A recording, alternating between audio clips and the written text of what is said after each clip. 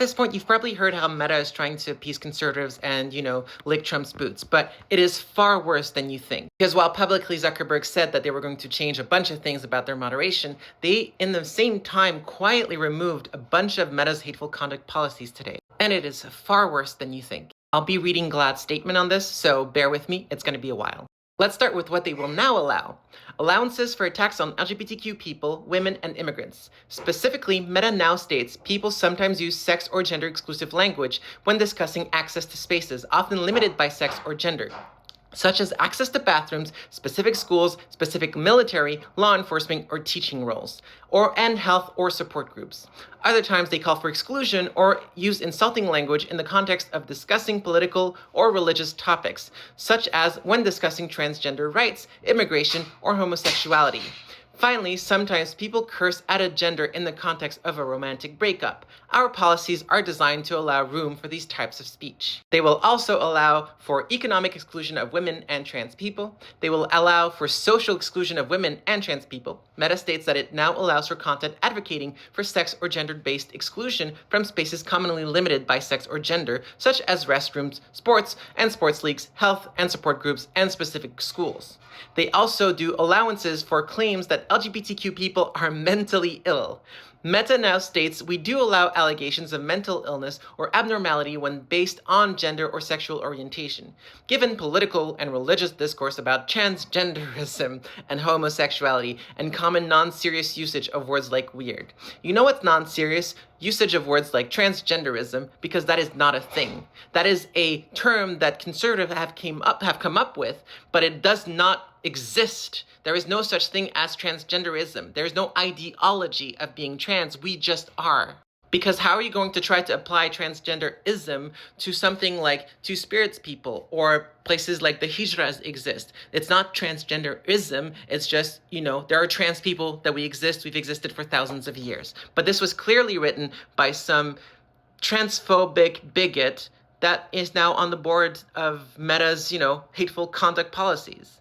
But I'm not done. It gets even worse from here. On top of allowing all this hate speech, there's also removal of certain things. They have now removed prohibitions against dehumanization of protected groups. Previously, Meta prohibited dehumanizing speech in the form of comparisons to or generalizations about inanimate objects, for example, women as household objects or property or objects in general, transgender or non-binary people as it, criminals, for example, thieves, bank robbers, or saying all protected characteristics or quasi-protected characteristics are criminals. So one, they're going to allow massive amount of misogyny, like to cater to the Andrew Tates and manospheres out there, which, has historically been really good for women in general.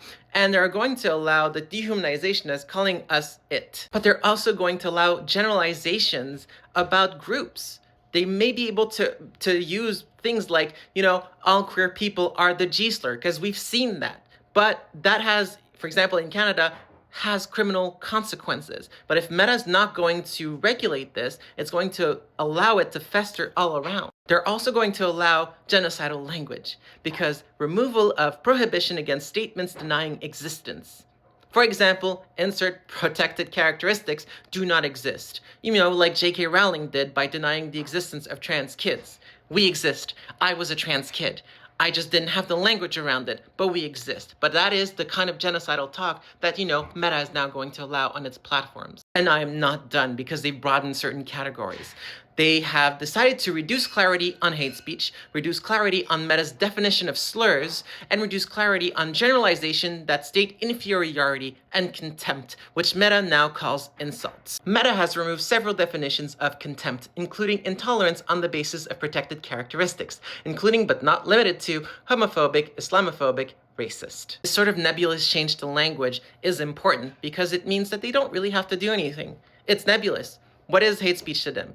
They've also changed, the phrase hate speech to hateful conduct so that, if they don't see trans people as humans, then it's not hateful. They don't see us as humans. But responding to a bigot might get you banned. They've also removed Meta's previous acknowledgement that hate speech creates an environment of intimidation and exclusion, and in some cases may promote offline violence, which we know is factual. In places where hate speech has been promoted and festered and continued, we've seen those places have spikes in hate crimes. So they're just trying to ignore the reality of what they are going to do. So what does this mean?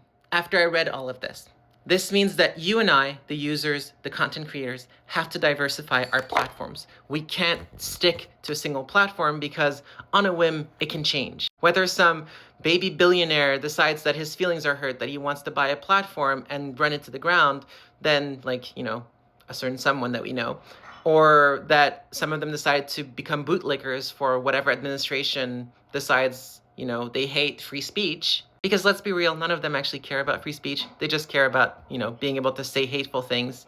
Because as soon as you respond to them, they get all up in their feelings. Which means we have to diversify our sources, our ways of finding community. You can find me as some version of Alice Winterland, Alice in Winterland, Alice in Winter Wonderland. You'll recognize who I am on these platforms, but that's where we can find each other again on different platforms. Because if, for example, TikTok might be banned, then we still need to find our community elsewhere. Because that's kind of the only way that we're going to keep finding each other and keep fighting is if we keep sticking together, regardless of where we are, regardless of which platform still exists, right? So find each other on different platforms. Find me on the other platforms. That's one way we can keep fighting and fight back against this sort of crap that Meta is pulling, that Congress has pulled with TikTok. Yeah, thanks for listening.